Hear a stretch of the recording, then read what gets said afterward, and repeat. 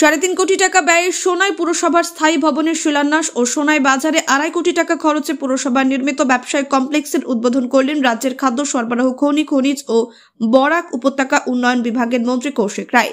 এতে উপস্থিত ছিলেন সোনাইয়ের বিধায়ক করিমউদ্দিন বড়ভূইয়া, পুরসভার ভাইস চেয়ারম্যান শেখ শাহরুল আলম, সোনাইয়ের সার্কেল অফিসার মারিয়া তানিম, পুরসভার এক্সিকিউটিভ অফিসার অমৃত হানসে, জেলা বিজেপির সভাপতি রূপম সাহা সহ ওয়ার্ড কমিশনারগণ সহ স্থানীয় নেতৃবৃন্দ ও বিশিষ্ট জনেরা।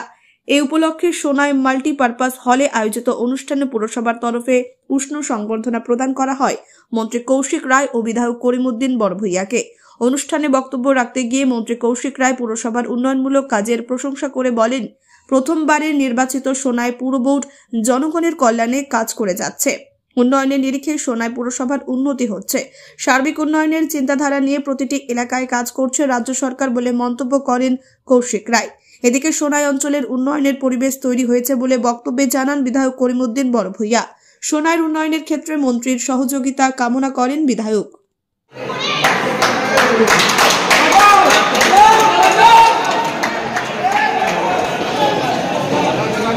আসাম সরকার আপনারা লক্ষ্য করেছেন যে অরুণোদয় প্রকল্পের অধীনে আজকের দিনে 37 লক্ষ, আগে 27 লক্ষ ছিল অরুণোদয়। প্রত্যেক মাসের 10 তারিখে অরুণোদয় দেওয়া হতো। এখন আসাম সরকার ব্যবস্থা নিয়েছেন যে 37 লক্ষ মহিলাদেরকে, মায়েদেরকে অরুণোদয় দেওয়া হবে। প্রত্যেক বিধানসভাতে এই অরুণোদয় দেওয়া হবে, প্রত্যেক এলাকাতে অরুণোদয় দেওয়া হবে, যাতে মায়েদেরকে আমরা 1250 টাকা করে প্রতি মাসে তাদেরকে আমরা এসএইচজি কে আর্থিক সাহায্য করেছিলাম। কিন্তু এবছর মাননীয় মুখ্যমন্ত্রী মহাশয় গত 2024 সালের জানুয়ারি মাসে আমরা ফর্ম ডিস্ট্রিবিউশন করেছিলাম এবং বলা হয়েছিল যারা আমরা আগে এসএইচজি কে সাহায্য করেছি, কিন্তু এখন আমরা এসএইচজি মহিলা যারা আছেন তাদেরকে আমরা সাহায্য করব। মানে একটা এসএইচজি যদি 10 জন আছে, 10 জন মহিলাকে আমরা সাহায্য করব। ভেরিফিকেশনের যে প্রক্রিয়া আছে, থার্ড এন্ড ফাইনাল ভেরিফিকেশনের প্রক্রিয়া আজকের দিনে চলছে। আর ভেরিফিকেশন শেষ হওয়ার পরে আমি খুব তাড়াতাড়ি, হয়তো আগামী কয়েক মাসের মধ্যে মুখ্যমন্ত্রী মহাশয় যে প্রত্যেক মহিলাদেরকে যে 10,000 টাকা করে দেওয়ার যে ব্যবস্থা মহিলা উদ্যমিতা যোজনার মাধ্যমে, সেই টাকা মায়েদের হাতে, সেই টাকা আমাদের এসএসজি মহিলাদের হাতে তুলে দেওয়ার ব্যবস্থা আসাম সরকার করছে।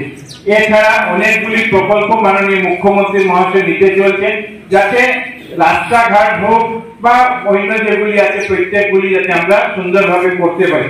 মাননীয় বিধায়ক মহাশয় এখানে রাস্তার, পৌরসভার রাস্তার জন্য উনি আলাদাভাবে ফান্ডের কথা বলেছেন, কিন্তু এবছর প্রত্যেক বিধানসভাতে প্রত্যেক বিধায়কের দায়িত্ব দিয়ে আমরা রাস্তার জন্য ফান্ড এলোকেশনের যে প্রক্রিয়া, সেই প্রক্রিয়া ইতিমধ্যে শুরু হয়েছে। আমি অনুরোধ করবো যে সোনাই যে ফান্ড এলোকেট করা হবে এর মধ্যে থেকে কিছু শহর এলাকাতে দিলে শহরের রাস্তাঘাটগুলোকে যাতে আমরা ঠিক করে নিতে পারি। আর আমজুলের যে রাস্তার কথা আপনারা বলেছেন, সেটাকে আমরা নতুন ভাবে আসাম মালায় অন্তর্ভুক্ত করার যে প্রয়াস, সেই প্রয়াসটা আমরা করব। এছাড়াও আমাদের রূপাইবাড়ি জিপিতে নতুন একটা ব্রিজের ওয়ার্ল্ড ব্যাংক থেকে স্যাংশন হয়েছে। যে রূপাইবাড়ি আগে লক্ষ্মীপুরে ছিল, এটা এখন সোনাই বিধানসভার সমষ্টিতে একটা ওয়ার্ল্ড ব্যাংক থেকে ব্রিজ 110 মিটারের ব্রিজ স্যাংশন হয়েছে। সেটারও কাজ আগামী কিছুদিনের মধ্যে আরম্ভ করা হবে। আজকের দিনে আমরা আপনাদের সবার প্রতি ধন্যবাদ জানাচ্ছি। আর সোনাই মিউনিসিপালিটি যেভাবে কাজ করেছে তাদেরকে আমি পুনরায় ধন্যবাদ জানাই। বিধায়ক মহাশয়ের সাহায্য সহযোগিতা আছে। রাজনীতি ব্যাকগ্রাউন্ড নেই, কোনো ওনার গডফাদার ছিলেন বা ফ্যামিলি ব্যাকগ্রাউন্ড, কেউ মন্ত্রী ছিলেন, এমপি ছিলেন, সাংসদ ছিলেন, সেভাবে কিছু না। নিজের কর্মদক্ষতা নিয়ে মন্ত্রিসভায় তিনি স্থান করেছেন। যে যাই বলুক, রাজনীতিতে আমরা ডিফারেন্স অফ ওপিনিয়ন থাকবে, আইডিওলজি আলাদা থাকবে, সব কিছু আলাদা থাকবে। উন্নয়নের ক্ষেত্রে কেউ যদি ভালো কাজ করে, আর আমি যদি সেটাকে বলি না উনি তো বিজেপি, উনি ভালো কাজ করেননি, আমি ইউডিএফ, আমি ভালো কাজ করেছি, সেটা হয় না। উন্নয়নের ক্ষেত্রে যদি কেউ ভালো কাজ করে সেটা বলতে হবে। আমি প্রত্যেক সভাতেই বলি উন্নয়নমূলক কাজের কথা। মুখ্যমন্ত্রীর সঙ্গে আমাদের অজস্র ডিফারেন্স অফ ওপিনিয়ন আছে, কিন্তু উন্নয়নে তো ওনার হাত খোলা, সে কথা তো কেউ অস্বীকার করতে পারবো না। না হলে আমার গুয়াহাটির এক বন্ধু এসেছিলেন, চার্টার্ড অ্যাকাউন্টেন্ট, কালকে গিয়েছেন, উনি বলেছেন সোনাই সমষ্টিতে আমি যেদিকে গিয়ে তো হার্ডুল পেয়েছি, প্রত্যেকটা রাস্তার কাজ চলছে, কোথাও 4 লেন, কোথাও ডাবল লেন, কোথাও ড্রেন, কোথাও স্কুল বিল্ডিং, কোথাও পাবলিক হেলথ। এই যে কাজের যে পরিবেশ, মুখ্যমন্ত্রী যদি হাত খোলা না থাকতো তাহলে বিরোধী বিধায়কদের কোনো খেয়াল পেতেন। সার্বিক উন্নয়নের কথা যখন আসবে তখন বিজেপি আসবে না, কংগ্রেস আসবে না, ইউডিএফ আসবে না। আমার শাহরুল বলেছেন, আমি বা আমার কমিশনাররা বলেছেন যে আমি উন্নয়নের চেষ্টা করি বা সচেষ্ট থাকি। আমি যদি সুনাই বিধায়ক হয়ে সুনাই উন্নয়নের চেষ্টা করি, মিউনিসিপ্যালিটির ভোটার সুনাই, মিউনিসিপ্যালিটির উন্নয়ন হলে সুনাই হবে, জিপির উন্নয়ন হলে সুনাই হবে, সার্বিক উন্নয়নের কথা আমাদের চিন্তা করতে হবে। একটা কৌশিক রায় মহাশয়ের সেই মন মানসিকতা আছে এবং অত্যন্ত সিনসিয়ার মানুষ, কমিটেড মানুষ, কথার মানুষ, কিছু বলবো দেখবো বললে করে।